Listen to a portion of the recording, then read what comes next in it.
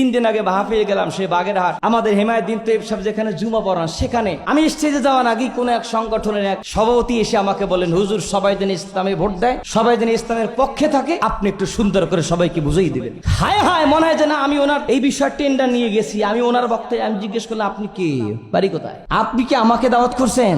আমি আপনার সংগঠনের কি ক্যানভাসার হিসেবে আসছি নাকি? ইসলাম যেটা বলে আমি তাই বলবো, নবী যা বলছে আমি তাই বলবো, তাতে আপনার পক্ষে যাক আর বিপক্ষে যাক। ইসলাম বলবো তাইতে ইসলাম হবে না। ইসলাম হয় কি মার্কায় না আমলে? বলেন বলেন, ইসলাম হবে কি মার্কায় না আমলে?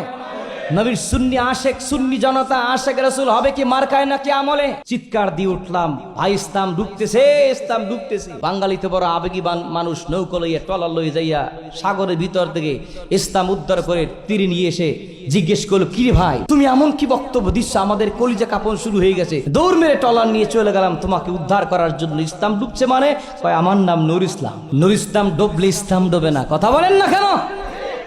ইসলামের যে আদর্শ ডুবে যায়, নবীর সুন্নাত যদি ডুবে যায়, নবীর আদর্শ যদি ডুবে যায়, তখন ইসলাম ডুবে। কথা বলেন ঠিক না বা ঠিক? আমরা মার্কার ইসলাম চাই না, আমরা আমলের ইসলাম চাই।